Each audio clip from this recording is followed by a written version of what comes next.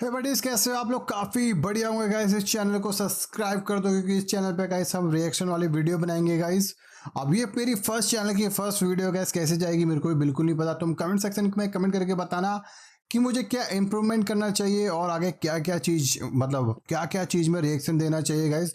Comment section में comment करके बताना। नई वीडियो काफ़ी ज़्यादा मिस्टेक होगी, कोई दिक्कत वाली बात नहीं है गाइस, क्योंकि नॉट योर टाइप की वीडियो तुमने गाइस देखी होगी यूट्यूब में। भाई काफ़ी सही वीडियो बनाते हुए मैंने काफ़ी पहले, मतलब एक महीने पहले ही देखना स्टार्ट किया था। उससे पहले मैंने आज तक एक भी वीडियो नहीं देखी, बट मैंने जब ये वीडियो देखी भाई काफ़ी फनी वीडियो बनाता है भाई नॉट योर टाइप। इसकी जितनी भी सारी वीडियो थी काफ़ी फनी रहती है गाइस। तो आज की जो ये नई वीडियो है है गाइस, तो आज हम चेकआउट करने वाले हैं छलावे की रात हॉरर स्टोरी गाइस। इसको हम चेकआउट करने वाले हैं गाइस। बचपन में मैं अपने चाचा के लड़के के साथ काफ़ी हॉरर मूवी देखा करता था भाई। हम दोनों को काफ़ी पसंद थी, हम दोनों हमेशा नई नई हॉरर मूवी सर्च करते थे और एक साथ देखते थे गाइस। काफ़ी फन लगता था भाई ये हॉरर मूवी देखना, वो भी एक साथ। बट मैं कसम से अभी अकेले हूँ भाई कमरे में, वो भी कितने देख सकते हो तुम, 7:28 हो रहा है, कितना 7:42 हो रहा है, और मैं अकेले हूँ भाई। दिक्कत पड़ जाएगी, मतलब रात के उतने ज़्यादा अंधेरा भी नहीं हुआ, बट भाई मेरे से फटती का जब है। बट जब बचपन में काफ़ी देखा करता था यार, उसके बाद देखा बिल्कुल नहीं, पर फटती अभी भी है। चलो गाइस आज चेकआउट करते हैं। तो गाइस वीडियो की लिंक कमेंट सेक्शन में मिल जाएगी, पिन करी हुई है गाइस, वहाँ पे जाके तुम इजीली चेकआउट कर सकते हैं वीडियो को। छलावे की रात ट्रेन मुंबई से दिल्ली के लिए रवाना हो गई। भाई मैं, मेरी कसम से फट जाएगी। मैं भाई कसम से, पता था। अब मैं भाई कसम से बाई आउट कह रहा हूँ, मैं अकेला हूँ कमरे में।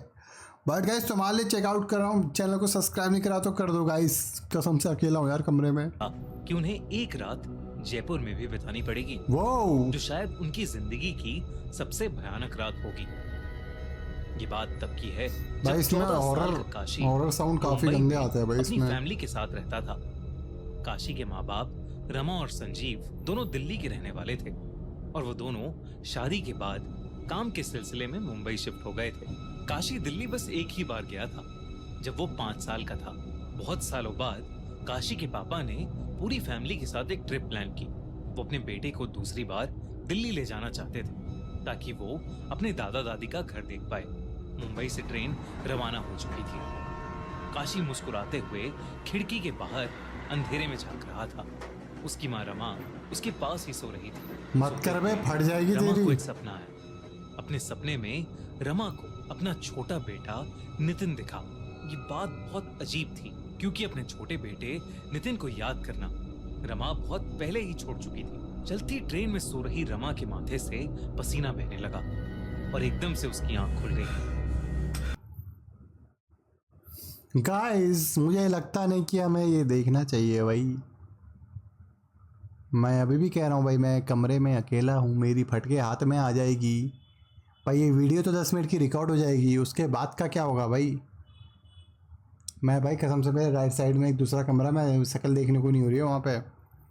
चलो ट्राई मारते हैं। काशी के पापा संजीव ने जब अपनी बीवी रमा को देखा तो वो बहुत घबराई हुई लग रही थी। संजीव ने पूछा कि उसे अचानक क्या हो गया है, पर रमा ने किसी को कुछ नहीं बताया और चुपचाप खिड़की की तरफ मुंह करके बैठ गई। कुछ ही देर में ट्रेन जयपुर स्टेशन पर रुक गई।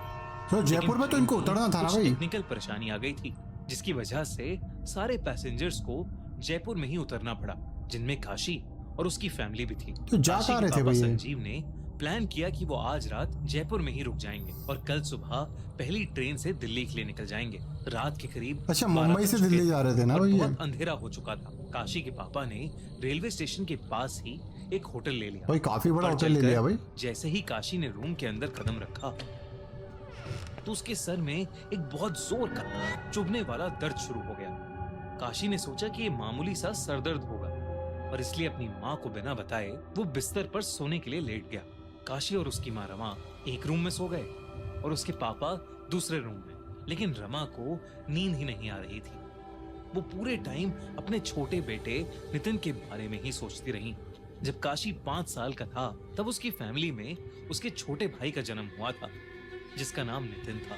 लेकिन नितिन के साथ एक बहुत बुरा हादसा हुआ था। 5 साल का काशी और करीबन 1 साल का नितिन अपने माँ बाप संजीव और रमा के साथ ऐसे ही ट्रेन से एक बार जयपुर जा रहे थे।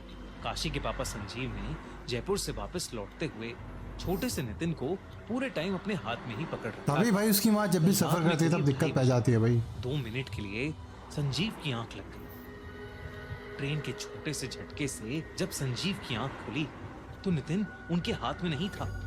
ये देखकर संजीव ने जल्दी से रमा को नींद से उठाया और उसे सब कुछ बताया। फिर दोनों तुरंत नितिन को पूरी ट्रेन में ढूंढने लगे। वो अपनी आंखों पर बिल्कुल भी यकीन नहीं कर पाए जब उन्होंने नितिन को ट्रेन के खुले हुए गेट के पास Wow! बैठा हुआ देखा। भाई कसम से पुटे फट जाएंगे, ये तो बहुत हॉरिफिक है भाई। तुम इमेजिन करो जरा भाई, रात के टाइम में। किसी को कुछ पता नहीं था कि वो वहां कैसे पहुंचा।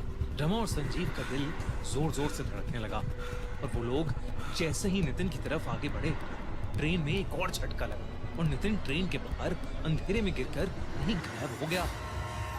रमा की ये देखकर चीख निकल गई। दोस्तों, अब मैं फौरन चेन खींचकर ट्रेन रोकी और बाहर निकलकर नितिन को ढूंढने लगे, लेकिन वो कहीं नहीं मिला। काशी उस समय बहुत छोटा था और उसके माँ बाप ने नितिन के बारे में उसे कुछ नहीं बताया था। साल बीते और काशी को नितिन के बारे भूल गया। में कुछ भी याद नहीं। हाँ भाई, होता है भाई ऐसा कई के बार कि काशी को अपने छोटे भाई के बारे में पर थोड़ी बहुत तो भाई मेमोरी हल्का फुल्का थोड़ा तो कहीं तो दिमाग में रहता है भाई। कुछ नहीं पता था। कोई तो था मेरे साथ बचपन में। ये सब सोचते सोचते रमा की आंखों में आंसू आने लगे थे। तभी उसे अपने बिस्तर के नीचे कुछ हिलता हुआ महसूस हुआ। वो चुपचाप बिना हिले पता लगाने की कोशिश कर रही थी कि उसकी नजर दीवार पर टंगी घड़ी पर गई। रात के 3:30 बज रहे थे। एकदम से होटल के रूम का टेम्परेचर गिरने लगा और रूम में बहुत तेज ठंड हो गई, जबकि बाहर गर्मी का मौसम था। रमा को जयपुर की गर्मी में तेज ठंड लग रही थी। रमा को कुछ बहुत अजीब लग रहा था। तभी रमा की पीठ के पीछे से एक आवाज आई, माँ, माँ पीछे मुड़कर मुझे देखो ना। भाई ये तो काफी खतरनाक है भाई। आपका नितिन। रमा के एक कान ये में निकाल दे रहे कोई भाई बहुत कि धीरे एक्सपेरिमेंट धीरे थोड़ा हमारा लो हो उसे जाए, पुकार रहा था वरना आप पुटे पड़ और सकते हैं। पीछे मुड़ने के लिए बोल रहा था। वो आवाज सुनकर रमा की रूह कांप गई और डर के मारे रमा एक ही करवट में लेटी रही। रमा को ऐसा लगा कि जैसे उसका छोटा बेटा नितिन वाकई उसे पुकार रहा है। वो मुड़ने ही वाली थी पर रुक गई। रमा को कहीं से याद आया कि जब कोई आत्मा पुकारती है तो पीछे मुड़कर नहीं देखना चाहिए। कुछ भाई किस किसके मतलब किस किसके कह रहा हूँ भाई, किस किसने बचपन में ये सुना है जो अभी रमन ने बात करी। देर तक आवाजें उसे यूं ही पुकारती रहीं, पर कुछ मिनटों बाद वो अपने आप बंद हो गईं। ठंड भी अब धीरे धीरे कम हो गई थी और उनके रूम का टेम्परेचर भी पहले की तरह नॉर्मल हो गया था। जब चीजें ठीक हुई तो काशी की माँ ने बड़ी हिम्मत करके पीछे मुड़कर देखा तो उसे वहां कोई नहीं दिखा। कोई था तो बस काशी। रमा ने देखा कि काशी का मुंह खुला हुआ है और उसकी आंखें ऊपर छत की तरफ देखे जा रही हैं। ऐसा लग रहा था कि मानो काशी का मुंह अटक गया हो। रमा ने काशी के माथे पर हाथ रख के देखा तो वो बुरी तरह तप रहा था। काशी को बहुत तेज बुखार था। रमा ने काशी को दवाई खिलाकर उसके माथे पर गीली पट्टियां रखी, लेकिन उसका बुखार उतर ही नहीं रहा था। फिर रमा ने दूसरे रूम में लेटे संजीव को उठाया और उसे सब बताया। जब रमा और संजीव वापस कमरे में आए तो उन्होंने देखा कि कोई नहीं काशी उधर। जोरों से कपकपा रहा है। अच्छा, ऐसा लग रहा था कि जैसे उसे दौरे पड़ रहे हों। अचानक से काशी की आंखें सफेद पड़ गईं और वो हवा में ऊपर झूलने लगा। नहीं यार। और तभी किसी बहुत ही छोटे बच्चे की हंसने की आवाज पूरे कमरे में गूंजने लगी। कमरे की सारी लाइट्स जल-बुझ करने लगी, वो लाइट्स भी जिन्हें कभी ऑन किया ही नहीं गया था। रमा और संजीव को कुछ समझ नहीं आ रहा था। संजीव जल्दी से होटल स्टाफ को चीखते हुए मदद के लिए बुलाने लगा। जैसे ही होटल का स्टाफ वहां आया, वैसे ही काशी बेजान होकर बिस्तर पर गिर पड़ा और सारी लाइट्स ने भी जलबुझ करना बंद कर दिया। जब रमा काशी के पास गई तो काशी की आंखें बंद थीं। वो बिल्कुल भी रिएक्ट नहीं कर रहा था, इसलिए वो लोग तुरंत उसे पास के हॉस्पिटल ले जाने लगे। लेकिन जैसे ही काशी होटल से बाहर निकला, उसकी आंखें अपने आप खुल गईं और उसका शरीर भी अब पहले की तरह तप नहीं रहा था। काशी को ज्यादा कुछ तो याद नहीं था, लेकिन उसने बताया कि उसे एक छोटा बच्चा अपने रूम की खिड़की पर बैठा दिखाई दिया था। उस रात रमा और संजीव काशी की ये बात सुनकर बहुत ज्यादा घबरा गए थे।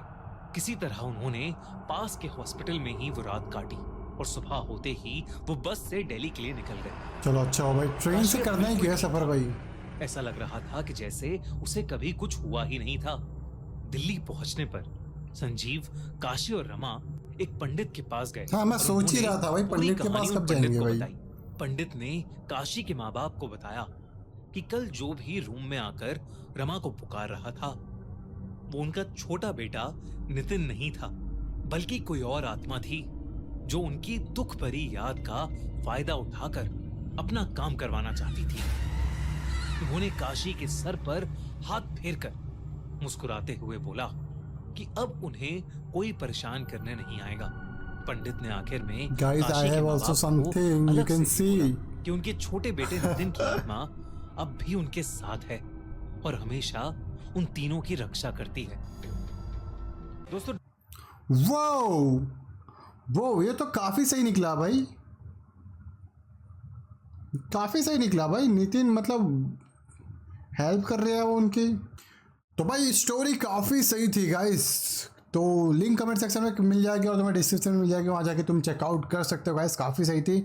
तुम कमेंट सेक्शन में कमेंट करके बताओ और क्या क्या रिएक्ट करे गाइस। जो मुझे ठीक ठाक दिखते जाएगा उसको रिएक्ट करेंगे। तो चलो गाइस, आज की वीडियो में बस इतना मिलते हैं। तो बाबा एंड सायोनारा में मैंने ज़्यादा चीज़ें बोली नहीं, मतलब बीच में ज़्यादा रिएक्शन दिया नहीं, क्योंकि भाई ऐसी चीज़ों में रिएक्शन देने में मेरी फट जाती है। तो मतलब अगली बार से मैं बहुत कम ही ऐसी वीडियो लाऊंगा इसमें मैं ओपिनियन ना दे पाऊँ, क्योंकि भाई मैं मेरी कसम से मैं तुम्हें बता रहा हूँ काफ़ी फटती है। मैं बच्चों ने मूतने भी जाता था तो या भाई को लेके जाता था या मम्मी को लेके जाता था, मैं मजाक नहीं कर रहा गाइस। हमारा वॉशरूम रूम के अंदर नहीं, रूम के बाहर होता था। जो गांव से रहता है उसे पता होगा कि वॉशरूम जो होता है वो घर से सेपरेट बनाते थे पहले। अब तो हालांकि इनसाइड ही रहता है। पहले के वॉशरूम होते थे जैसे तुम्हारा घर है, घर के बाजू में थोड़ा सा मतलब आंगन टाइप का होगा, उसके बाजू या कहीं साइड में वॉशरूम होगा गाइस। तो वहाँ जाने में मेरे हमेशा पड़ती थी। मैं कभी अकेला जाता ही नहीं था भाई वहाँ मूतने, या तो भाई को या माँ को लेके जाता था उधर भाई। तो चलो गाइस, आज की वीडियो में इतना, मिलते हैं बाबा सायोनारा।